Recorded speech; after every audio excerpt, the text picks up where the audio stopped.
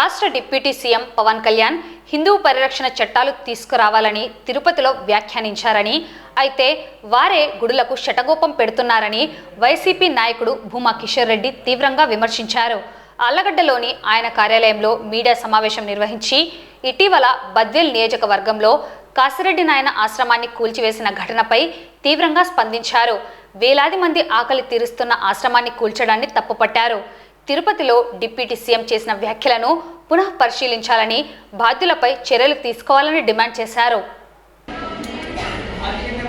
ఈరోజు మన నంద్యాల పట్టణం నందు ఆశా ఫౌండేషన్ వారు మన సభ్యుల యొక్క పిల్లలు, డిగ్రీ కంప్లీట్ అయిన పిల్లలకు నాట్స్ కింద, నేషనల్ అప్రెంటిస్ ట్రైనింగ్ స్కీమ్ కింద ఎన్రోల్ చేయడం జరిగింది. మొత్తం 900 మంది ఎన్రోల్ చేస్తే, సో వాళ్ళు మళ్ళీ ఆశా ఫౌండేషన్ వాళ్ళు వచ్చి వాళ్ళ central government human resource development సైట్లో మనం అప్డేట్ చేస్తే వాళ్ళకు 1 ఇయర్ స్కాలర్షిప్ దానం వస్తుంది, 4500 చొప్పున.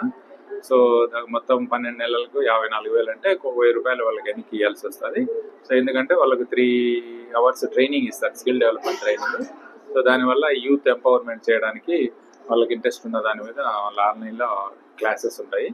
సో ఇది మంచి అవకాశాన్ని తీసుకొని మా ఎండి గారు Tej Bharat sir central government scheme tie up చేసి ఆశా ఫౌండేషన్ ద్వారా నాట్స్ అని central government education department, human resource development department ద్వారా ఎన్రోల్ చేయడం జరిగింది. సో మొత్తం మన నంద్యాల పట్టణంలో 900 మంది ఎన్రోల్ చేయడం జరిగింది. వాళ్ళని ఇప్పుడు ఆశా ఫౌండేషన్ ప్రతినిధి వచ్చి ఎన్రోల్ చేస్తే వాళ్ళకు అందాల్సిన బెనిఫిట్స్ మొదలైనవి స్టేట్ లెవెల్. సో మన మున్సిపాలిటీ కూడా వస్తాయని నేను తెలియజేస్తున్నాను. స్కిల్ డెవలప్మెంట్ మీదనే ఉంటుంది ఓవరాల్గా. సో వాళ్ళకి ఇంట్రెస్ట్ ఉన్న స్కిల్ డెవలప్ చేసుకొని లబ్ధి పొందొచ్చు. సైడ్ బై సైడ్ స్టైఫండ్ కూడా మనకు 4,500 స్టైఫండ్ కూడా రావడం జరుగుతుంది.